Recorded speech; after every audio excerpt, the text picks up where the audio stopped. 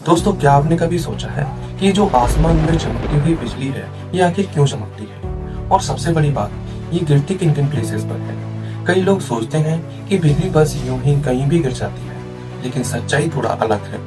दोस्तों, जब बादलों में गरजते हुए तूफान आते हैं तो आसमान में काले बादल छा जाते हैं और इन बादलों में तेज हवाएं चल रही होती हैं, जिसकी वजह से पानी की बूंदें, बर्फ के टुकड़े और ओले आपस में टकरा रहे होते हैं। इसी टकराव से बिजली के चमकने का खेल शुरू होता है। इन पानी की बूंदों और बर्फ के टुकड़ों के आपस में टकराने से बादल का ऊपर वाला हिस्सा पॉजिटिव चार्ज से भर जाता है और नीचे वाला हिस्सा नेगेटिव चार्ज से भर जाता है।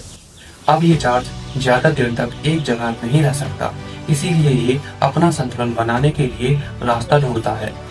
और जैसे ही रास्ता मिलता है तभी अचानक एक तेज रोशनी और धमाके के साथ बिजली कड़कती है। आपको जानकर हैरानी होगी कि इस बिजली से पैदा होने वाली गर्मी लगभग 30,000 डिग्री सेल्सियस होती है, यानी सूर्य की सतह से भी ज्यादा गर्मी।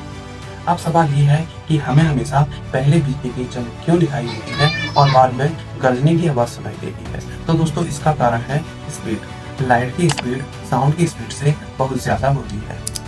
रोशनी लगभग 3 लाख किलोमीटर पर सेकंड की स्पीड से चलती है, जबकि साउंड सिर्फ 343 मीटर पर सेकंड की स्पीड से चलता है। इसलिए पहले चमक दिखाई देती है और फिर कुछ सेकंड बाद गरज सुनाई देती है।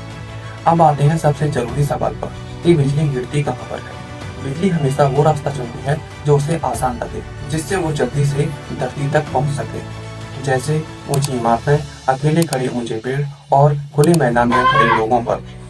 तो दोस्तों, बादलों के गरजते समय यदि आप ऐसी किसी जगह पर हैं तो खतरा अपनी शह पर समझना।